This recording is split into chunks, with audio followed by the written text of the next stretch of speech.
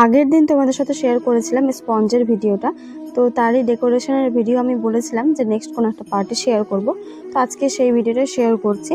এই তো আমার ক্রিমটা রেডি হয়ে গেছে আর চকলেট গানাশটাও আমার রেডি আছে। তো এবার আমি কেকটার ক্রাম কোটিংটা করে নেব।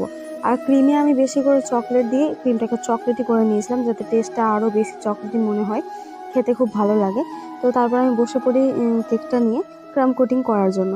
তারপর এই তো আমি ক্রিমটা দিলাম, চকলেট দিয়েছিলাম আর চকো চিপস দিয়েছিলাম, যেটা আমি বাড়িতে বানিয়েই একেবারে স্টোর করে রাখি।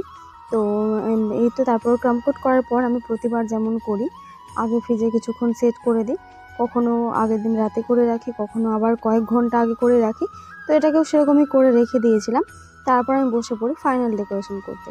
তো কেকটার তো আমি কোনো কিছু আগে থেকে ভেবে পাচ্ছিলাম না যে কি করব।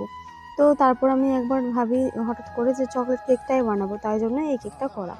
তো এর আগে আমি সত্যি বুঝতে পারছিলাম না যে কী ডিজাইন করা যায়, কি করা যায়। তো এটাই বানিয়েছিলাম। তবে আজকের ভিডিওটা একটু বেশি বড় হয়ে যাবে, তাই জন্য আজকে পুরো ডেকোরেশনটা তোমাদের সাথে শেয়ার করতে আমি পারলাম না, তার জন্য তোমাদেরকে নেক্সট পার্টের জন্য অপেক্ষা করতে হবে।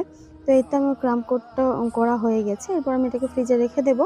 আর আমি যেহেতু তোমরা বুঝতেই পারছো এটা চকলেট কেক, তো এটাতে চকলেটটাও প্রচুর পরিমাণে যাবে। তো আমি চকলেটের মোল্ডে কিছু চকলেট বানিয়ে নিয়েছিলাম। কিন্তু সমস্তটা পরের একটা ভিডিওতে শেয়ার করবো। চলো টাটা।